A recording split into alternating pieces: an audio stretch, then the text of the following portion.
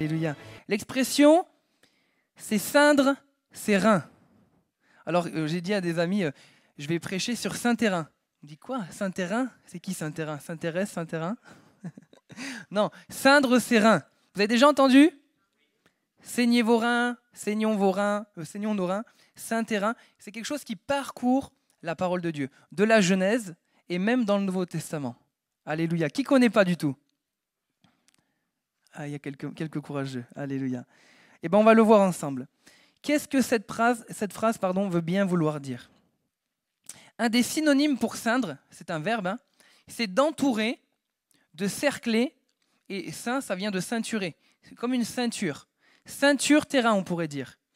Et finalement, c'est une expression qu'on retrouve dans l'Ancien Testament. Pourquoi? Parce que les Juifs portaient une ceinture, tout simplement. OK? Et en fait, il n'y a rien de spirituel à la base. Ils avaient une ceinture, et vous savez, il fait très chaud au Moyen-Orient, donc ils portent des longues robes pour ne pas avoir chaud. Donc il y a l'air qui circule, et au moins ils n'ont pas chaud. Mais au moment de bouger, vous imaginez une longue robe, donc c'est cool quand je suis en mode pépère, mais si je veux bouger, je veux m'activer, ça me gêne. Donc en fait, ils remontaient la robe, et ils la bloquaient dans la ceinture, et là ils avaient une liberté de mouvement plus grande. Ça va mieux, vous comprenez mieux? On pourrait dire aujourd'hui, retrousse-toi les manches, mets-toi au travail, remonte ta ceinture, on y va, bouge-toi. Vous voulez te bouger ce matin? Vous allez te bouger. Amen. Matthieu 3,4. Jean-Baptiste, le cousin de Jésus, avait un vêtement de poil de chameau et une ceinture de cuir autour des reins. Il se nourrissait de sauterelles et de miel sauvage. Pour le miel sauvage et les sauterelles, vous n'êtes pas obligés. Mais la ceinture, c'est important, la ceinture spirituelle. Donc on voit que c'est quelque chose c'est vraiment une coutume. On portait vraiment une ceinture pour pouvoir bouger. C'était vraiment un vêtement typique de l'époque. Dès qu'on voulait, comme je vous l'ai dit, se mettre en action, on serrait la ceinture et là on se mettait au travail. On attachait les vêtements et comme je vous l'ai dit, on avait une liberté de mouvement plus grande. Mais en quoi, vous allez me dire, ça nous concerne aujourd'hui? Il ne fait pas chaud chez nous, il fait froid. On a plutôt les manteaux. Mais on va voir qu'il y a quelque chose de spirituel. Et même Jésus, il en a parlé. Ah, qu'est-ce qu'il va dire? Dans Luc, au chapitre 12, verset 35, Jésus va dire que vos reins soient sains et vos lampes allumées. Donc même Jésus, il reprend l'expression, mais on voit qu'il y a quelque chose de spirituel. Il nous parle de lampes, il nous parle de saigner nos reins, de préparer nos reins. Donc on voit qu'il y a quelque chose de spirituel et il y a un enseignement pour nous ce matin. Et finalement, en parcourant et en étudiant un petit peu, j'ai remarqué 2 raisons pourquoi les Juifs saignaient leurs reins. Il y avait 2 raisons majeures, et on va faire la première, et je ne vous dis pas la deuxième, comme ça, vous restez jusqu'à la fin. Ok? La première, c'est pour bouger, pour travailler. Et le premier point qu'on va voir, c'est « Es-tu actif? Es-tu travailleur pour le royaume de Dieu ?» Si Jésus te dit « Saint-Terrain », ce n'est pas pour te la couler douce, c'est pour travailler. Et ça va un peu vous chambouler, mais est-ce que tu travailles? Est-ce que tes reins sont sains pour travailler dans le royaume de Dieu? Et finalement, vous allez voir qu'on aborde le premier point pour aller vers le second, parce que le deuxième dépend du premier. Si vous ne respectez pas le premier, le deuxième n'ira pas non plus. Et là, vous réfléchissez. J'aimerais rappeler que Jésus ne nous a pas sauvés pour être paresseux et ne rien faire, mais il nous a sauvés pour être des ouvriers dans son royaume. Amen. Il nous demande d'être courageux. Est-ce qu'il y a des hommes et des femmes courageux ce matin? Je le crois, On doit être courageux. Et Dieu nous fortifie, Dieu nous rend courageux. Et la parole qui a touché mon cœur, que je vous parlais, c'est dans le prophète Jérémie, au tout début. Dieu l'appelle un jeune, 17 ans, Samuel à peu près 17 ans, et il l'appelle. Et il va lui dire cette parole, qui est belle, mais en même temps qui fait réfléchir. Il va lui dire « Et toi, Saint-Terrain », donc accroche-toi, « lève-toi et dis-leur tout ce que je t'ordonnerai. Ne tremble pas en leur présence, de peur que je ne te fasse trembler devant eux. » Waouh. Il va lui dire, prépare-toi. Je vais être avec toi, n'aie pas peur. Il nous a parlé de peur aussi tout à l'heure. N'aie pas peur. De peur que je ne te fasse trembler devant eux. Il va lui dire, c'est un terrain. Partout où je vais t'envoyer, tu vas devoir y aller. Et tu vas devoir parler. Ne tremble pas, n'aie pas peur. Je suis avec toi. Amen. Et c'est une parole qui est belle, mais qui nous donne une responsabilité. Vous êtes d'accord? Il a une responsabilité, le prophète. C'est pas, bon, fais un peu comme tu veux. Non, non. Lève-toi. Lève-toi. Ne vous levez pas. Lève-toi. Lève-toi. Réveille-toi. Réveille-toi. Et va. Fais tout ce que je t'ordonnerai. Obéis. C'est un ordre. C'est pas si tu peux, Jérémie, s'il te plaît. Lève-toi. Non. Va, lève-toi. Tu diras tout ce que je t'ordonnerai. Il y a des ordres, vous savez. Et finalement, j'étais en train de réfléchir à la fois, je me disais, vous savez que le Seigneur, on n'a jamais de problème. On lui dit souvent, je ne sais pas si vous l'avez dit, Seigneur, tu comprends. Tu comprends, je suis fatigué. Tu comprends. Alors, il n'y a pas de réponse, donc vous pouvez dire, oui, il comprend. Mais est-ce que des fois, on se fait un peu violence? Vraiment, je vous parle en toute humilité et je me le dis. Seigneur, tu comprends. On ne vous l'avez pas dit ça, Seigneur, tu comprends? J'ai dû le dire beaucoup de fois. Mais j'en ai marre de dire, Seigneur, tu comprends. J'ai envie de me lever, j'ai envie de me bouger. Alors Dieu parle à son prophète. Bien sûr, il y a un contexte particulier. Mais finalement, je me dis, c'est une parole qui est à chacun d'entre nous ce matin. Dieu te dit, lève-toi, saint terrain, et brille. Brille, brille dans ce monde. Alors, je ne sais pas si je l'ai déjà dit, mais je vais le redire. Je vais dire avec des mots de jeunes. Il y a des jeunes là, devant là. Bouge-toi. Lève-toi. Amen. Est-ce que vous pensez vraiment qu'on doit travailler pour le royaume de Dieu? Est-ce qu'on doit être des artisans dans le royaume de Dieu? Et finalement, ça m'a ramené à une parabole que Jésus va donner. Vous savez, Jésus, il a donné beaucoup d'enseignements. Il va donner une parabole, et on ne va pas la lire, c'est trop long. Et ceux qui viennent pour la première fois, je vais essayer de bien la résumer. Il va dire un homme qui part en voyage. Jésus, il est parti. Vous êtes d'accord? Il est parti, il est au ciel. Et il nous a remis tous ses biens. Il a tout donné. L'Église, il nous a tout donné, tous des biens, des talents à chacun. Et quand il va revenir, on doit faire fructifier les talents que Dieu t'a donnés. Mais si tu veux faire fructifier, il faut travailler. Vous n'avez pas les sous qui viennent tous les jours devant la porte. Non. Il faut aller travailler. Il faut mériter. C'est ce que Dieu dit. Dieu te donne un talent, tu dois multiplier ce que Dieu te donne. Et s'il revient et que tu n'as rien fait, il va dire « mauvais serviteur, serviteur inutile ». Tu dois travailler. Et c'est là que tu dois ceindre au terrain. Quand Dieu te donne une responsabilité, quelque chose qu'il va te donner, tu dois le faire. Et le but, je l'ai marqué, je vous le dis, c'est pas de vous effrayer, c'est pas de nous effrayer, mais c'est de nous réveiller et de nous préparer. De nous préparer. On doit travailler. Dieu, j'en suis bien convaincu, Dieu a donné, et on va le revoir après, Dieu a donné des talents à chacun. Pas de l'argent, mais des talents, des dons. Mais qu'est-ce que tu en fais? Peut-être même tu l'utilises pour le monde, mais tu ne l'utilises pas pour le royaume de Dieu. Et je n'avais pas prévu dans la prédique, mais ça m'est revenu dans la nuit. Vous savez, vendredi, on avait une réunion d'évangélisation. On était si peu à la réunion. On était si peu. Et on va le revoir après, on va voir beaucoup de choses. Mais on doit travailler pour le royaume de Dieu. On doit ceindre nos reins. Ceindre les reins, c'est se préparer à travailler dur. Il y en a qui ont mal au dos ce matin? Ou qui ont déjà eu mal au dos? Moi, j'ai eu mal au dos. Vous connaissez la ceinture que vous mettez là? Elle soulage, elle fait du bien. Il faut la serrer fort ou pas fort? Il faut la serrer fort. Si la ceinture, elle baille, elle ne sert à rien du tout. Il faut la serrer fort.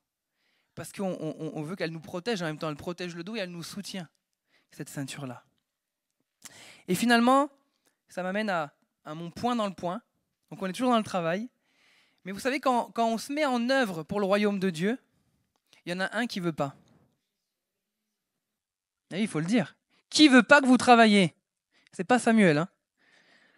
Vous allez le voir, au contraire, il va être content. Qui ne veut pas que vous travailliez pour le royaume de Dieu? Eh oui, l'ennemi. Le diable ne veut pas que tu travailles, alors il t'endort. Il te dit, tu n'es pas capable, tu n'as pas les capacités. Il va te dire plein de choses. Des bonnes ou des moins bonnes. Peut-être il va te flatter, t'es trop bon. Ça arrive. T'es trop bon, non. Il ne te mérite pas. Ou alors il va te dénigrer. Mais dans les deux cas, le résultat il est le même. On fait rien. On fait rien. Et finalement, en méditant un petit peu, je suis tombé quelque chose qui... J'adore. Magnifique. Ça m'a amené à Néhémie. Vous voyez, c'est qui Néhémie?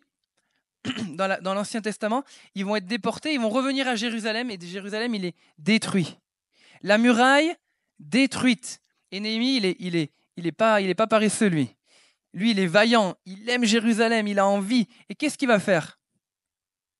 Il va vouloir rebâtir la muraille. Amen. Il va vouloir rebâtir. Donc, il veut travailler pour le royaume de Dieu. Vous croyez que ça venait de Dieu, le désir qu'il avait dans son cœur? Oui, hein? Dieu a mis un feu. Tu vas rebâtir les murailles. C'est détruit, mais avec moi, on va rebâtir. Et il se met à l'œuvre. Mais est-ce qu'il y va tout seul? Eh non, tout seul, on ne peut pas faire grand-chose.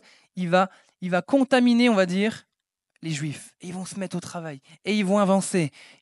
Magnifique. Mais les ennemis autour, ils vont voir. Ils vont voir que l'œuvre entreprend. Ils vont dire, mais attends, on ne va pas les laisser faire. On va tout faire pour qu'ils n'y arrivent pas. Et on va tout faire pour qu'ils n'y arrivent pas. Mais est-ce que Néhémie va se laisser décourager? Ben non. Il est vaillant. Et il va mettre des stratégies. Il va mettre une moitié qui va veiller et une moitié qui va continuer à reconstruire. Mais regardez ce qui est intéressant. C'est Néhémie, que je ne dis pas de bêtises. Tac. Néhémie, chapitre... je l'avais donné tout à l'heure, donc peut-être que j'ai plus là. Voilà, chapitre 4, verset 18. Il va dire... Pardon, hop. Voilà. Chacun d'eux, en travaillant, avait son épée sainte autour des reins. Celui qui sonnait de la trompette se tenait. En fait, ils vont continuer à réparer la muraille, mais en plus, ils vont mettre quelque chose dans la ceinture. Une épée. Amen. Quand tu bâtis pour le royaume de Dieu, le diable va pas vouloir, mais tu as une épée. Dieu, il te donne une épée. Parce que si l'ennemi il vient, tu peux le terrasser. Tu es plus fort que lui. Tu as une épée. Est-ce que l'épée, elle est rangée? Ou est-ce qu'elle est à la maison, bien cachée, la Bible, là où tu la trouves même plus? Parce que la parole de Dieu est une épée. Amen. Quand tu veux faire fuir l'ennemi, comment tu fais? Par la parole de Dieu. Tu proclames la parole de Dieu et il fuira. Et il fuira loin de toi. Proclame la parole de Dieu. Il faut que l'épée, tu l'aies tout le temps. Si tu pars en ville et que tu te fais agresser, si tu n'as rien, tu as beau avoir la plus belle épée du monde ou je sais pas, n'importe quoi, une arme à la maison, elle te sert à rien. Tu dois l'avoir avec toi constamment. Parce que tu bâtis constamment. Tu bâtis quand tu témoignes, tu bâtis le royaume de Dieu. Quand tu pries pour quelqu'un, tu témoignes le royaume de Dieu, tu fais avancer le royaume de Dieu. Mais il faut l'épée. Est-ce qu'on a l'épée? Est-ce qu'on oublie d'avoir l'épée? L'épée, elle est importante. Elle est importante. Et finalement, la muraille, elle nous parle de quoi? Tout à l'heure, vraiment, je pense qu'il y a vraiment quelque chose de Dieu par rapport à la muraille. On parlait d'abattre, tout à l'heure, vous avez vu dans la louange, abattre Jéricho, les murailles que l'ennemi a mis dans ta vie, peut-être des pensées, un péché, une muraille, une forteresse. Mais Dieu veut rebâtir quelque chose de nouveau. Amen. Il veut détruire pour rebâtir. Ce que tu dois avoir dans ta vie, c'est comme la muraille de Jérusalem. Une muraille de paix, muraille d'amour. Toutes ces choses sont bonnes et elles viennent de Dieu. Et Dieu veut rebâtir peut-être ta vie. Dieu t'appelle à rebâtir les murailles de ta vie. Peut-être à rebâtir aussi dans la vie d'autres.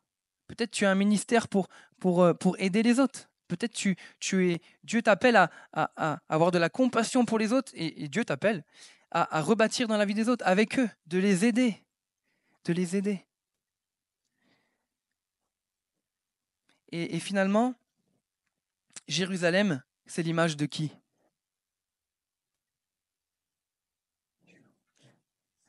C'est l'image de l'Église. Amen. Est-ce qu'on est appelé à bâtir l'Église? Amen. Et comme je vous dis tout à l'heure, qu'est-ce qui a fait la différence? Pourquoi Néhémie a voulu rebâtir les murailles de Jérusalem? Pourquoi? Allez, dites-moi. Pourquoi? Parce qu'il l'aime, tout simplement. Il aimait sa ville. Et quand il voyait, comme Jésus, il a pleuré sur Jérusalem, Jésus ou pas? Quand Néhémie, il voit et qu'il rentre et qu'il voit la ville détruite, les murailles, il avait connu, il est en miettes. Il est en miettes, mais il ne se laisse pas en miettes. Il aime trop, il y retourne. Est-ce que vous aimez l'Église comme Jésus aime l'Église? Amen. Ben, je ne sais pas si je l'aime comme Jésus, je ne pense pas. Mais j'essaye, on essaye. Mais on doit aimer plus l'Église. Si vous voulez être ouvrier dans la moisson de Dieu, vous devez aimer l'Église. Vous devez aimer le monde. Sans amour, vous ne tiendrez pas. Peut-être lundi, vous faites un peu de travail, mais après, c'est fini. Ce qui fait qu'on bâtit dans le temps, c'est l'amour. Parce que vous savez, ça demande de l'énergie, de l'effort, du temps, du sacrifice. Et finalement, je me disais, Néhémie, il a fait passer la muraille, Jérusalem, la ville, le projet, avant lui. Avant lui. Il aimait l'œuvre de Dieu plus que lui. Est-ce que vous aimez l'œuvre de Dieu plus que vous? Amen. On doit aimer l'œuvre de Dieu plus que nous-mêmes. Parce que moindre difficulté, si on n'aime pas, il fuit. Néhémie n'aurait pas aimé Jérusalem. Un ennemi, il n'y en avait pas un des ennemis, il y avait plein de peuples autour qui voulaient détruire. Et ils sont même rassemblés. Il aurait capitulé, allons on arrête. Mais parce qu'il aimait Jérusalem, il a continué à persévérer. Et il a été jusqu'au bout. Amen. Il a rebâti. Et vraiment, c'était fort sur mon cœur. Jésus nous appelle à rebâtir. Je ne dis pas que l'Église elle est en miettes. Mais tant que Jésus ne revient pas, on doit bâtir. On doit bâtir. Pas 10, pas 20. Tout le monde doit bâtir. Tout le peuple s'est mis à l'ouvrage. Tout le peuple. Relisez-le, c'est magnifique. Tout le monde s'est mis à l'œuvre, à bâtir avec Jésus. Alors je vous le dis, est-ce que vous voulez vous lever et bâtir, rebâtir jusqu'au retour de Jésus? Parce que Jésus revient bientôt. Vous le croyez? Mais s'il tarde à venir, pourquoi? Parce qu'on n'a pas fini. On n'a pas fini de travailler. Dis à ton voisin, tu n'as pas fini de travailler. Dis-lui vraiment, dis-lui, tu n'as pas fini de travailler. Voilà, ça détend un peu l'atmosphère. Amen. Donc, on n'a pas fini de travailler jusqu'au retour de Christ. Après, vous savez quoi, j'ai une bonne nouvelle. On sera dans le repos toute l'éternité. Vous êtes fatigué, vous pourrez vous reposer toute l'éternité. Amen. Donc là, il faut cravacher. Là, il faut y aller. Et si t'es fatigué, encore une fois, on peut être fatigué. Allez, on s'encourage. C'est ça la famille de Dieu. Amen. Bien sûr qu'on a des fois, on est découragé. J'ai eu des temps de découragement et le frère, Dieu lui montre, allez, on y va, on prie et ça repart. Amen. Mais le piège, c'est de se mettre assis, de regarder et de s'endormir. Mais non, on veut être ouvrier. Et peut-être Dieu t'appelle à quelque chose un certain temps et puis Dieu t'appellera à quelque chose d'autre après. Il y a plein de choses à faire. Peut-être même Dieu a mis quelque chose dans ton cœur. Et finalement, le deuxième point, on a parlé du travail, mais il y a une deuxième raison pourquoi les Juifs, ils remontaient la robe, ils se saignaient les reins, c'est pour partir en voyage. Vous aimez les voyages? Qui aime les voyages? Et à prendre l'avion? Prendre l'avion? Moins bien. Hein. La voiture. Le bateau? Ok. Ils se saignaient les reins pour partir. Pourquoi? Parce que le chemin était long. Le chemin était long, il fallait aller loin. Donc, il fallait se préparer. Et à un moment donné, ça m'a fait rappeler, quand Dieu va faire sortir Moïse et tout le peuple juif d'Égypte, qu'est-ce qu'il va leur dire? Mika, il me fait. Il a la ref. Il va leur dire, je vais faire une dernière plaie en Égypte. Ils vont manger l'agneau, il va dire, saignez vos reins, les sandales aux pieds, le bâton à la main. Pourquoi? Parce que quand Dieu allait dire, vous partez, il devait partir rapidement.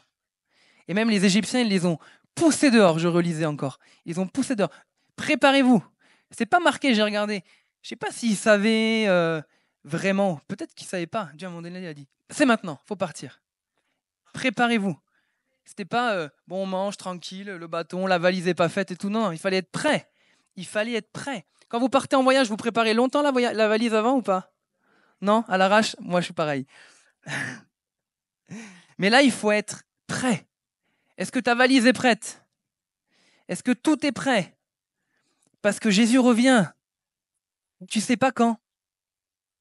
Tu sais pas quand. Les Juifs, les Hébreux en tout cas, ne savaient pas quand. Mais ils ont obéi. Ils avaient le bâton, ils mangeaient la Pâque. Ils rappelaient le sacrifice de Jésus, toute cette image qui nous parle de Jésus, le sang versé, le sang qui coule. Parce que si on peut être prêt au voyage, c'est parce que Jésus a donné sa vie. Amen. Donc on se rappelle la Pâque, mais on veut le prendre au sérieux. Et quand on mange la Pâque, on dit, Seigneur, tu peux revenir. Tu vas revenir bientôt. Et je suis prêt. Le bâton, je suis prêt. Tout est prêt. Je t'attends. Quand tu veux, on y va. Exode 12, 11. Vous voulez lire le passage? Ça va vite. Dieu va dire, vous la mangerez à la hâte, prêt à partir. La ceinture nouée au rein, les sandales aux pieds et le bâton à la main.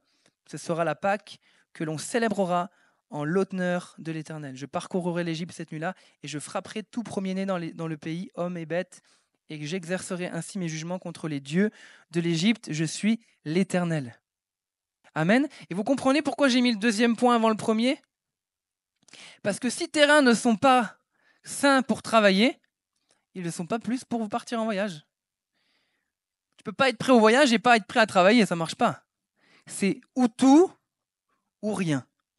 Ou tes reins sont sains et tu travailles et tu es prêt au retour du maître, comme dans la parabole de Jésus, parce que le serviteur qui donne tout, enfin le maître de la maison qui donne tout au serviteur, il va revenir un jour, mais ils ne savent pas quand. Mais il va revenir et tu vas partir en voyage. Tu vas pas prendre le bateau. On va pas prendre le bateau. Vous allez prendre un transport en commun que vous n'avez jamais pris. Moi non plus. On va monter au ciel. Amen. Et Jésus va venir et on va le rencontrer dans les airs. Vous allez voler. Waouh. Ça va être énorme. Mais il faut nous préparer. Vraiment. Vraiment, c'est sérieux. Hein. C'est important. Hein. Alors vraiment qu'on puisse être sérieux dans ce domaine. Et ne jamais relâcher la ceinture. Jamais. Mais la garder bien au rein, fermement. Et une notion que je voudrais rajouter avant de conclure, c'est quel type de ceinture il faut avoir. Parce que vous pouvez me dire, je travaille pour Dieu, mais ça ne suffit pas. Si tu n'as pas la bonne ceinture au rein, ça ne marchera pas. Il nous faut, parce qu'on n'est pas sauvé par les œuvres, je ne veux pas faire croire qu'on est sauvé parce qu'on mérite, non, on ne mérite pas, hein. Mais parce qu'on a la grâce de Dieu, alors on travaille pour Dieu. Mais il y a une ceinture qu'on doit revêtir. D'après vous, quelle est cette ceinture? La vérité. Qu'est-ce qu'il va dire, Paul? Ayez à vos reins la vérité pour ceinture.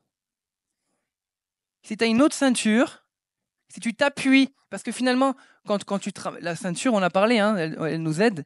Si tu t'appuies sur une autre ceinture que la vérité, ça ne marche pas.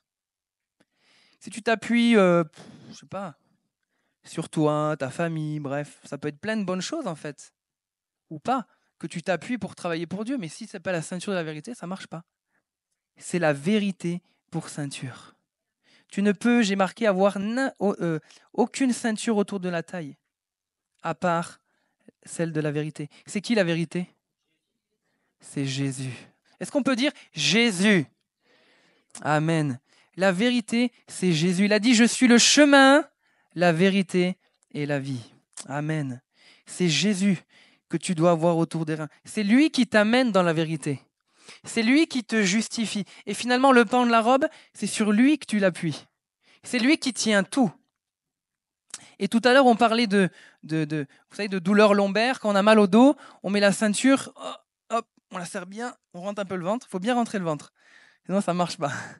Et en fait, elle nous soutient. On peut travailler. On a mal au dos, hop, ça va déjà un peu mieux. Vous avez déjà expérimenté? Ok. Pour les sportifs, vous avez déjà vu les haltérophiles? Ceux qui lèvent des grosses barres là.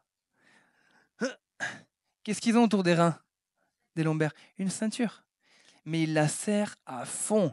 Pourquoi? Je peux vous dire, je connais. Elle nous permet de lever plus lourd. Elle nous permet de lever plus lourd. parce qu'en fait, on s'appuie sur la ceinture et quand on fait un squat ou tous des mouvements, elle nous rend plus forts. Vous faites le mouvement sans la ceinture, avec la ceinture, vous prenez plus lourd. C'est incroyable, hein? Une simple ceinture. Parce qu'on s'appuie sur la ceinture et elle nous maintient. Elle nous maintient. C'est ce que Dieu veut faire. Quand Dieu vit en toi, il te rend plus fort. Quand Jésus vit en toi, il te rend plus fort.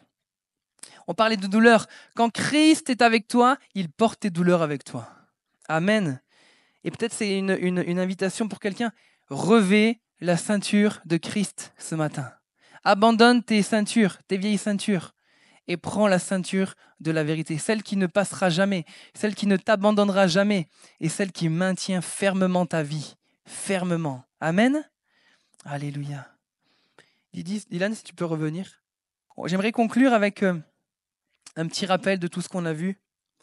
La ceinture nous permet de travailler.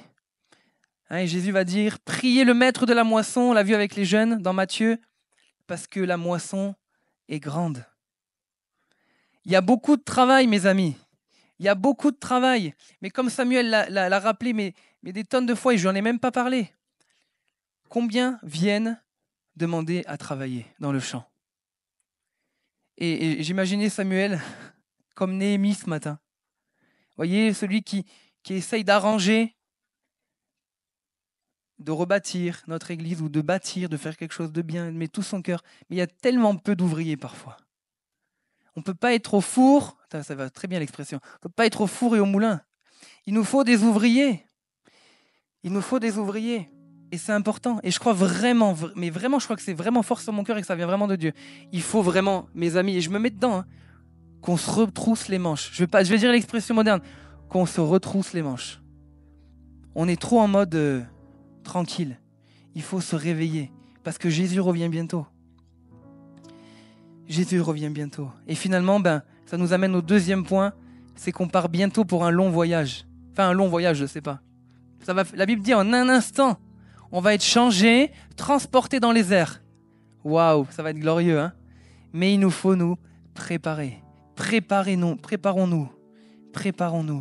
Portons cette ceinture qu'est Christ. En dehors de lui, celui qui bâtit en vain. Nous voulons bâtir avec Jésus. Parce qu'il est le chemin, la vérité, la vie. Il est le roc sur lequel nous voulons bâtir. Alléluia. Oh Seigneur, merci. J'aimerais qu'on incline nos têtes. J'aimerais vraiment qu'on ait un temps d'appel ce matin.